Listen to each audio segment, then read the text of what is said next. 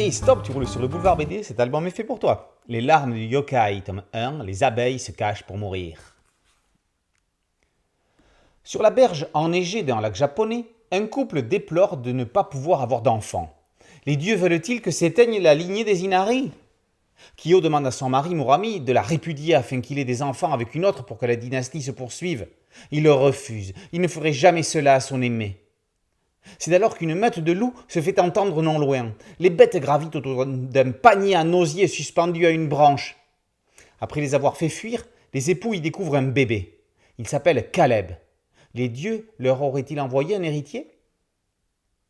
Quelques années plus tard, le bambin a bien grandi. On le retrouve dans une bien mauvaise passe, otage d'une bande de malfrats. Avec l'aide de son serviteur Douglas, il va réussir à s'en sortir, non sans quelques frayeurs. On va rapidement apprendre qu'ils sont chasseurs de primes et parcourent le pays, traquant les bandits qui pourraient leur permettre d'encaisser de l'argent auprès du daimyo local. C'est à une affaire de grande envergure à laquelle ils vont se trouver confrontés. À Chidori, les apiculteurs déplorent la mort mystérieuse de leurs abeilles sur lesquelles repose l'économie de la ville. Voilà donc nos héros en mission pour résoudre cette énigme. Caleb va avoir bien besoin des larmes du yokai transmises au fils aîné de chaque génération. Après le temps des mitaines, revoici Loïc Clément aux commandes d'une bande dessinée animalière. À la frontière entre chlorophylle et Kogaratsu, les aventures de Caleb et Douglas démarrent sur les chapeaux de roue. Imaginez donc les personnages de Mashro dans l'univers japonais médiéval de ceux de Midchest et Boss. Et voici les larmes du yokai.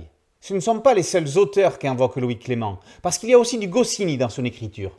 Pour son duo de héros hors du commun tout d'abord, puis surtout dans les dialogues. Fins, ciselés, drôles. Caleb et Douglas portent le même équilibre qu'Astérix et Obélix, ou plus encore Isnogout et Dilatlarat. Caleb a quand même un petit côté fourbe.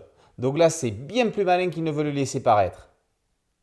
Margot Renard dessine l'histoire dans la même ambiance que l'aurait fait Anne Montel, complice de Loïc Clément sur le temps des mitaines. C'est Stéphane Benoît qui s'est chargé du storyboard, dynamique, allant à l'essentiel. Les couleurs de Grelin ont un effet aquarelle qui passe très bien sur les décors, mais qu'on aurait préféré plus à plat sur les personnages. Cela n'entache en rien l'ambiance globale de l'intrigue.